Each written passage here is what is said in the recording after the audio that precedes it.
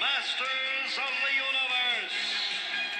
All right, people, it's that time again. Welcome to another edition of In Case You Didn't Know. My name is Danny Graham, and before we get started today, I want to ask you to do two things.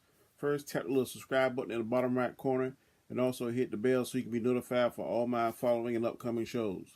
Now, today's topic is something that I read about, something that I watched as a little boy, and something that I've heard that they're going to do another movie, another reboot. That is He-Man.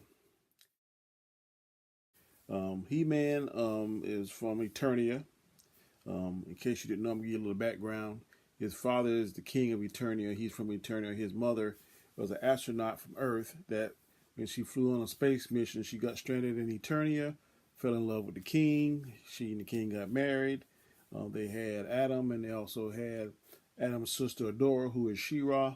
But that's a story for another day. Just to give you a little background.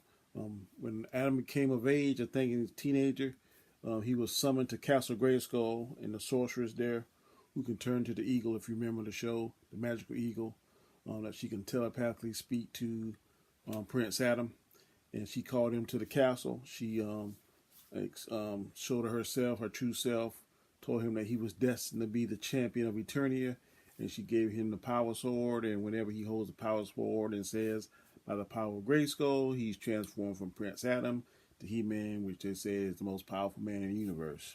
Of course, only three people know Adam's secret identity as He-Man. That's Man of Arms, who is like the head guy over the security in the army for the king. Orko is a little magician whose powers sometimes work and sometimes they don't work. And also the sorceress, of course, who gave him this power, showed him his the sword that actually unlocked his power. So Adam's main nemesis is, well, He-Man's main nemesis is Skeletor, who was one time a confidant of the king, but became power hungry, tried to take over during the fight. His face was badly damaged with some type of acid. Mirror off his face. He ran off crying. Went to Snake Mountain with his minions, who is really consist of Beastman, Evil Lynn. She's the one of his right hand sorceress. He has Merman, who's like he goes in the water. We got several other ones, I can't remember them all, but the main ones was and Trapjaw. Trapjaw, he has mouth, he can bite all kind of metal, and he has arms. He can interchange weapons like a laser or a claw or some type of hook.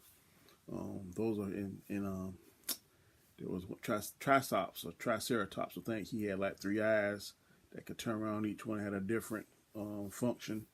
But those are his main minions.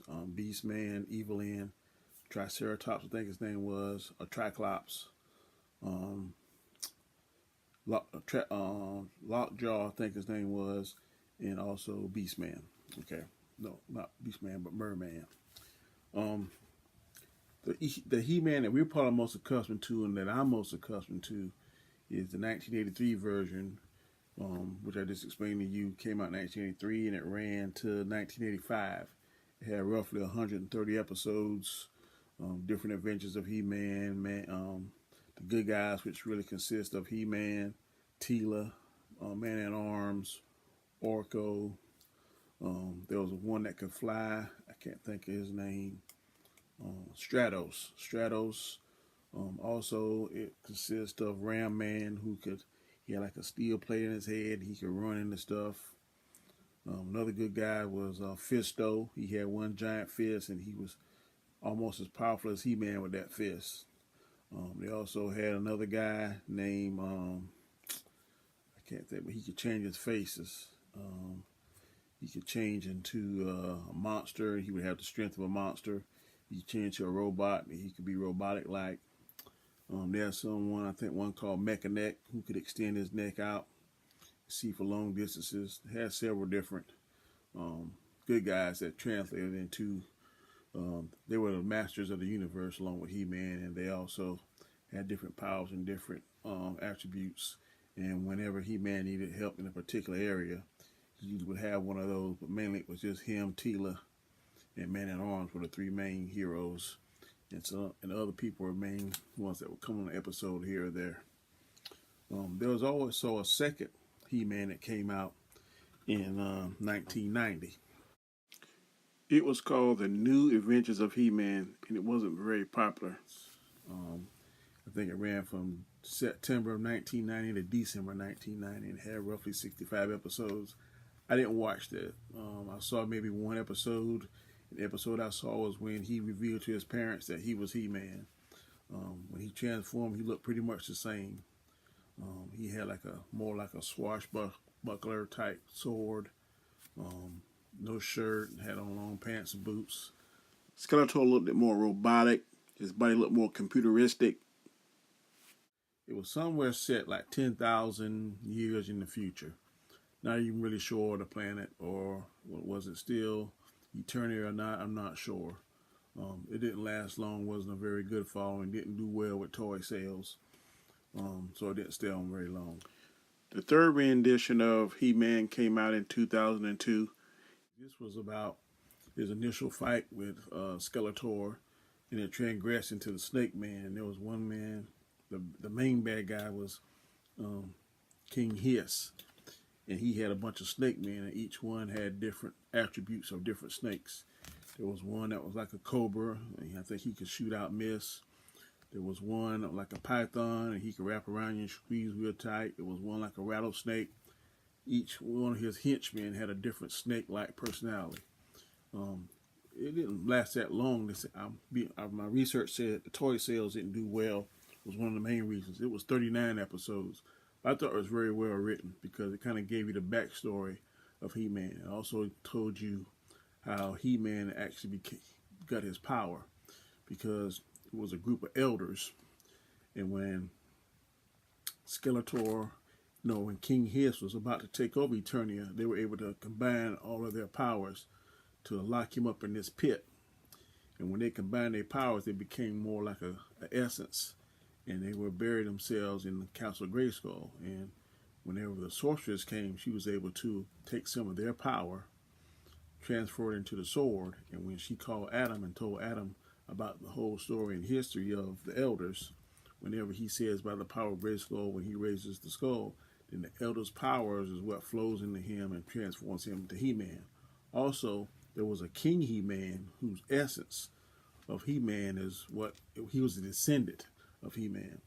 And one of the episodes, I can't remember which episode it is, it tells you how King He-Man initially defeated King Hiss, and by defeating him, he died because he used all of his power and strength, and it took all that to defeat King Hiss.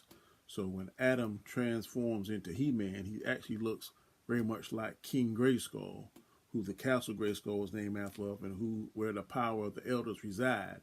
So whenever Adam turns into He-Man, he's actually a descendant of King Grayskull, who was actually the original He-Man.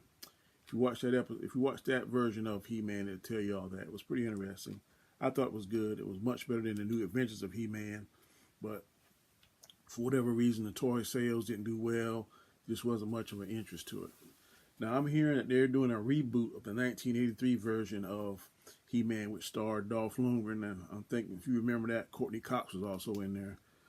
It wasn't good at all. I mean, in 1983, I was 13 years old, so I was excited to see something like that because it was He-Man, but I'm glad that they're doing a reboot, because now we have the technology, we have the special effects that can really be helpful in making this movie good if it has the right script and the right actor.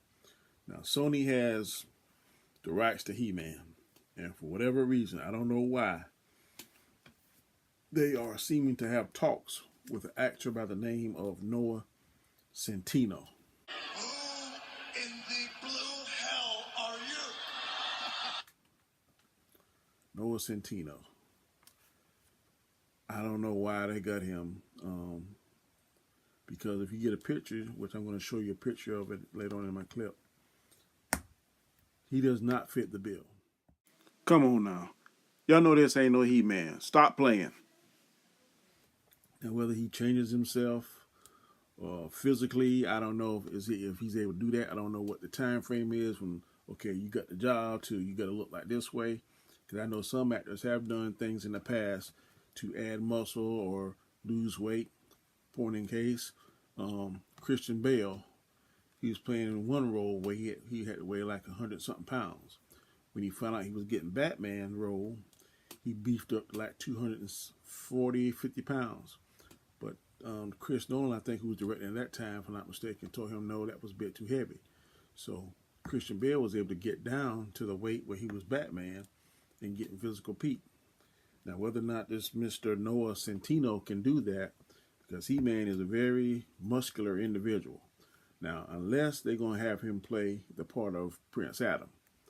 And then when he transformed to He-Man, maybe they're going to put somebody else, a more muscular guy. Because looking at his stature right now, he's just not going to cut it.